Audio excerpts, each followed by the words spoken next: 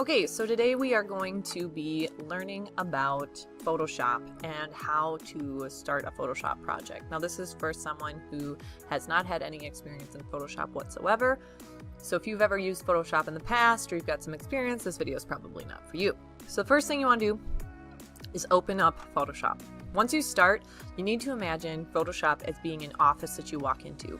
Now you need to get out the paper yourself, you need to get out all the supplies yourself and set up your office the way you want it to.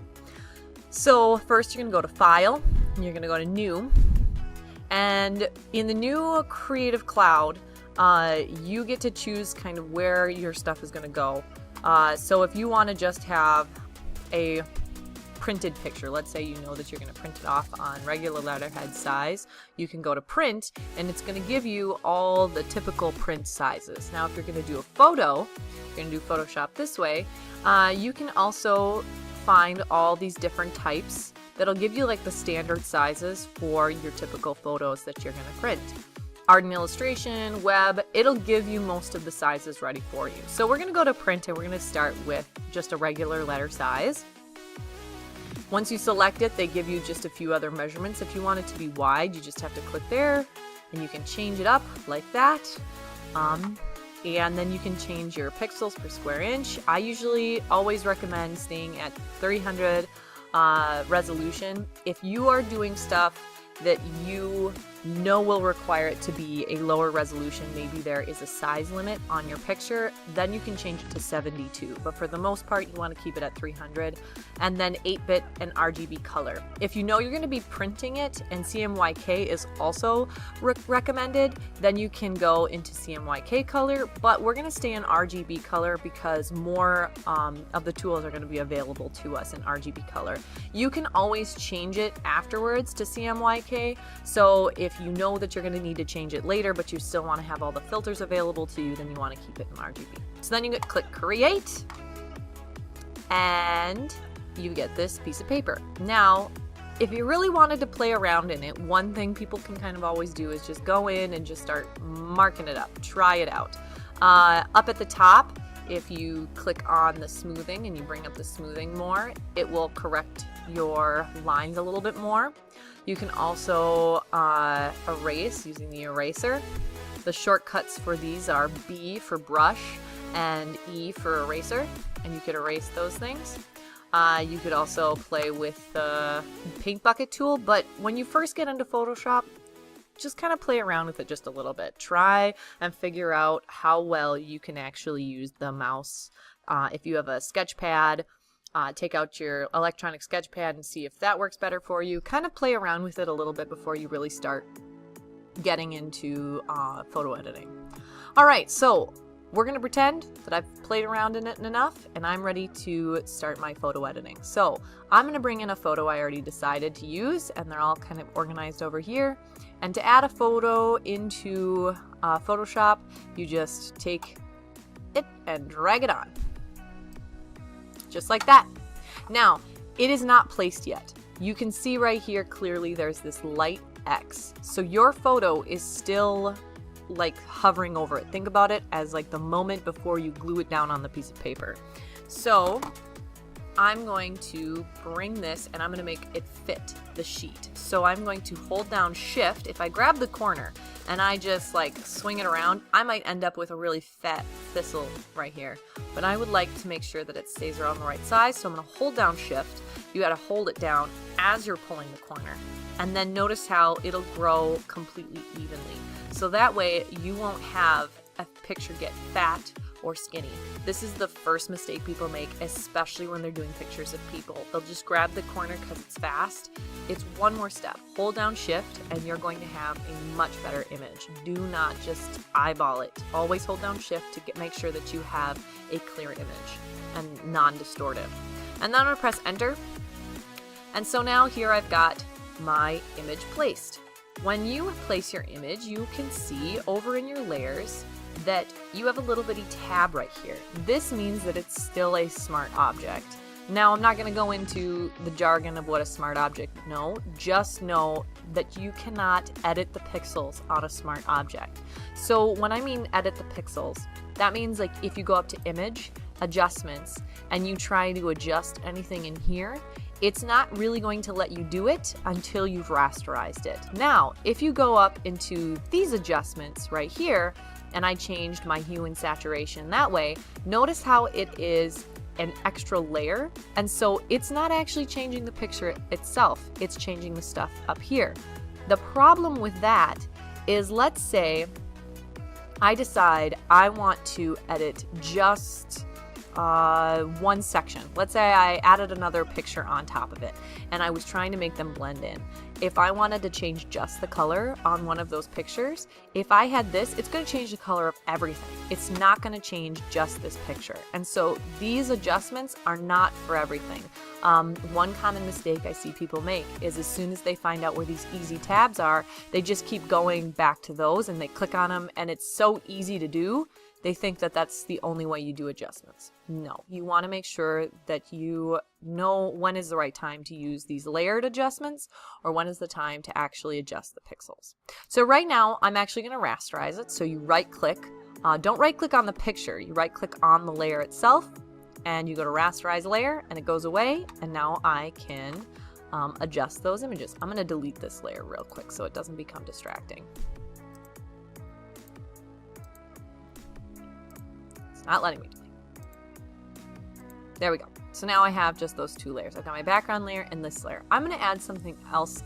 I'm going to actually edit this real quick. Now there's a couple ways you can edit. You can go into image adjustments and adjust it that way. However, one of my favorite ways to edit now is actually going to filter and go to camera raw filter. And what it does is it pulls up a new image and you do all your editing here. But the thing I like about it is you can move it to the side and you can see your old picture as well. So if you start getting a little too crazy, especially with new editors, they start editing and all of a sudden their picture has gotten really wild and they didn't see it change that much because they were doing the editing and it just started looking normal to them. But if they go back in and they see, oh, what have I done? It looks way different. So let's go into here. I'm going to first change a little bit of I'm going to make it a little warmer, a little more purple. I'm going to bring up the exposure and the contrast. I'm going to bring down the shadows, up the highlights. I'm going to bring up the whites, but I'm going to bring down the blacks to give it that nice contrast. Alright, so I'm done with that one. There's my picture now. You can see what it was originally. So I've gotten this part done. I'm going to add another picture. So this is where we're going to get into really some tools. Right now we've just established using the adjustments in here. Now we're going to go into actually cutting and putting something together. So we're going to go in and I'm going to place this triangle. Now you can see this triangle is really pixelated, but that doesn't necessarily matter. So I'm going to hold down shift. I'm going to drag it so it fits the whole page. Make it upside down. Straighten it out the best I can. Eyeball it. I can always go back and change it later. And I'm going to press enter on it so it's placed. Now what I want to do is I want to rasterize it because I'm going to cut something up on it. And I am going to go over to the edge here, to the magic wand tool, shortcut W.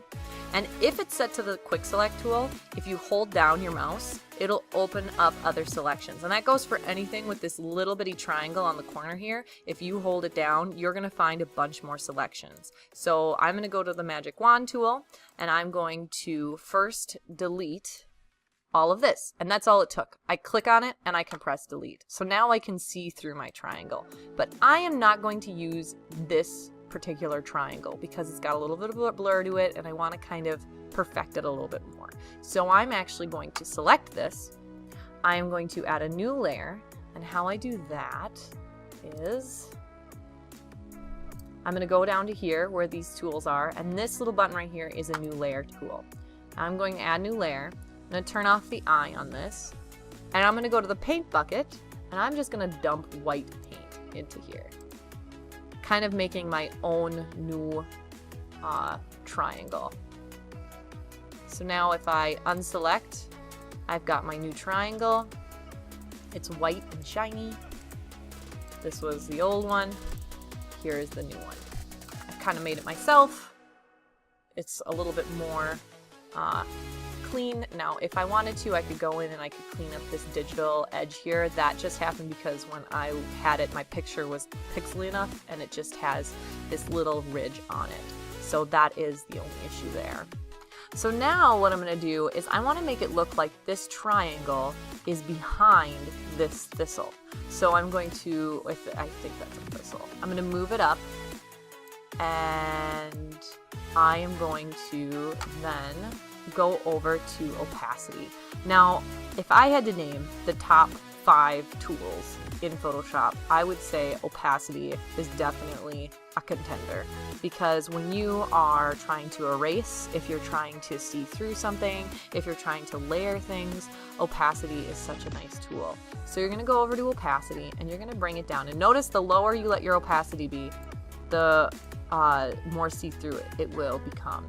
Then I'm going to go over to my eraser, or the shortcut E, and if you want to adjust your eraser, you can go over to your size and you can adjust your size. I want it to stay pretty hard right now, and I'm going to now erase. But before I start, because you really want to make sure everything's in the right place before you start, I want to make sure that this triangle is actually straight. So I'm going to go up to my ruler right here, and if it's not present, you go to View and you go to Ruler, or Control R is your shortcut, and it'll show up. And if I drag it down, I can drag it and I can see if it's straight. Now if I want to adjust it, changing the size, I can go Control T to transform it. And I can line it up better with the ruler.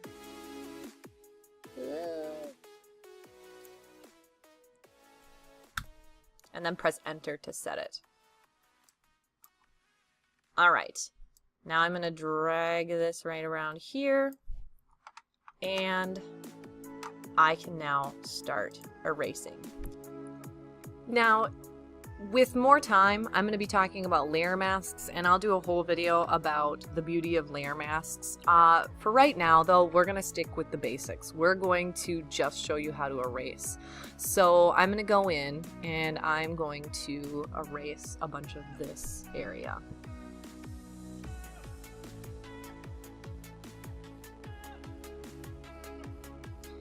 Now, as I go into these little bitty pieces here, notice I'm trying to really make sure that I follow the lines. I've increased the smoothing so that I have more control. Now, one thing though that you should be aware is with a layer mask, it's way easier to bring back mistakes. And so when you start to go in and use layer masks, you're gonna see the gain that you're gonna have from it. So see how you can see around this? Now I can just go in because I'm just using white. I could use a brush and I could use it, but this could be a serious problem. This could be a serious problem if you are actually working with a picture and you're trying to erase pieces of a picture. A layer mask will make it so that you could bring it back just the same way that I'm using white to bring back this original picture. You could just be using layer mask to actually achieve that. So I'm kind of pushing and pulling, and you want to spend time doing this. Don't rush through your selection. One thing that always makes a photoshopped image look photoshopped is just a rush job. Someone going through and just thinking that Photoshop's gonna fix it for them, and it ends up looking very poor. It just looks really unprofessional. So when you are working in Photoshop, always just take the time, kind of go back and forth. People can tell with Photoshop now if you haven't spent the time to really erase and really work on it. So make sure that you just really try and make sure that everything looks good.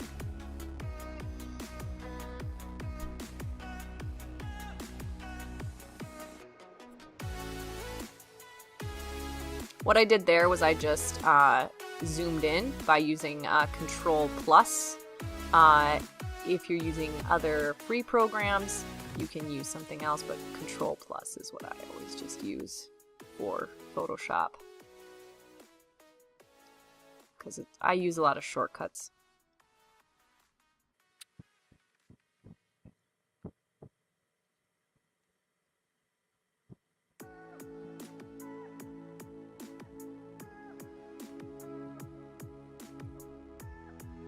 All right, so now that I have finished kind of getting these a little bit more, I am actually going to take just a little bit more time to make it look like this belongs in this picture. So I'm going to make the triangle look like it's actually part of the photograph by going in and going to this layer and shading on it a little bitty bit of gray. And this is going to also teach you a little bit about brush control. So if you are going into the brush, you can change the brush controls right here. I'm going to make it about 30, and then I'm going to go to here and I'm going to make it really soft. And then I'm going to go over to my opacity and I'm going to turn it way down to like 14. And I'm going to make the color, if you click on here, it's going to automatically set it to black and white. And so this one will be the color that you're using right now. This color is kind of like your second place, like on deck color. And if you click this little guy right here, it'll switch them. So if you know you're going to be using black and white, this is a really easy way of doing it. However, if you want specific colors, you can go into these. So now I'm going to go and I'm going to zoom in again with my low opacity brush, and I'm going to kind of sweep around here. I'm going to make it just a little bit more opaque, or a little less opaque, and I'm going to kind of give it a little bit of this. Now because this is so smooth, this is going to kind of help. This is so low opacity. If you have a little bit of shadow that gets on it, it won't really bother it that much, because it'll kind of help blend it in, is what I'm trying to say as I'm working at the same time.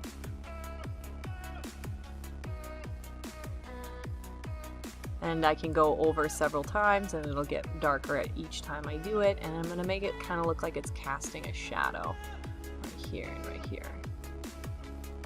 Make it darker closer. There we go. Now I'm going to zoom out. So not perfect, but I'm going to say it's good enough for right now. Now I'm not going to be done yet. I want to do something else. When you're starting, it's good to kind of put three things together. I always, when I'm teaching in class, I always have people start with add three things and try and make them look like they fit together. So I'm going to go over to my side here, and I'm going to grab an image of the Orion Nebula. Now, this is where I'm going to put in a little plug about copyright. Just because this is on the forefront of everyone's topics, everyone wants to be careful about what they're using and copyright imagery. So the triangle is obviously a copyright-free shape. It's just available. I found it using the Creative Commons if you've never used. And you go to Use and Remix, and you can search through the Creative Commons. And you can find shapes, you can find images. But if you want to cut out the middleman for this one, now you still have to make sure that you're being careful. These are images that have marked that they can be used and transformed. So if you are being careful, you can also use this. There's also another site that you can use, which is called Pixabay. I use this one a lot just because I don't have to weed through as many bad photos. I mean, when you're using Google Images, you know that you've got to just take the good with the bad. With Pixabay, you can just load it in, and all the images are free, downloadable, easy to use, and they're really beautiful. They're pretty good images. And so for this one, I just clicked space into Pixabay and I downloaded it. A fun fact also, any image that NASA takes, NASA puts everything in the public domain, so most pictures taken by NASA are in the public domain. That doesn't mean every picture taken of space is in the public domain though, because remember, there are private companies that have satellites and have different telescopes and stuff. So you got to make when you're using it, you're actually using a NASA image or an image that you got from a site that marked the image free and ready to be reused. So I'm going to place this image, I'm going to turn it, and I'm going to expand it out, again holding down shift. Now if you hold down shift and you grab it from the edge here, you're going to expand it. It's going to look wrong. So you got to be careful when you're doing that. I pushed Control minus so that it could move, and then I press enter to place it. Now I'm not going to rasterize this. I'm going to show you something that you can do that doesn't involve rasterization. So I'm going to add this as like an overtop layer. And so what I do is I'm going to go over to right above my layers is this little layer. Now this is like your blending tools. This thing is fantastic. It's in my top 5 things on Photoshop. So what I always do is I click on it, and then I will just press the down key on the computer keyboard, and you can actually go through and see which image you want to kind of make. And look at how it kind of gives it that cool overlap, and depending on the kind of look you want to go for, you can get a really neat effect. So if you have one, for instance, that you like, but it's not see-through enough, you can't see original content enough, you can always go back and kind of fix it. Ooh, I like that one. So hue is kind of cool. I'll put that in one of my top ones. All right, so I'm going to go back. I also really liked hard light. So if I go into hard light, I can still see that galaxy. It kind of gives it that cool look, but I can't see quite enough of the thistle. So I can do 2 things. I can go in with an eraser and I can softly erase the center, or I can just kind of bring down the opacity and see what it'll look like if I just brought it down just a little bit. So that's one option. Now that it's at 53, I'm actually going to go check out a few other ones that I saw that I liked. So with a low opacity, I always go through ones with high opacity and one with low opacity. I like darken color too, that one's pretty cool. You can also see what it looks like on normal. Ooh, pin light looks really neat with it down too. And it's all just a matter of your taste.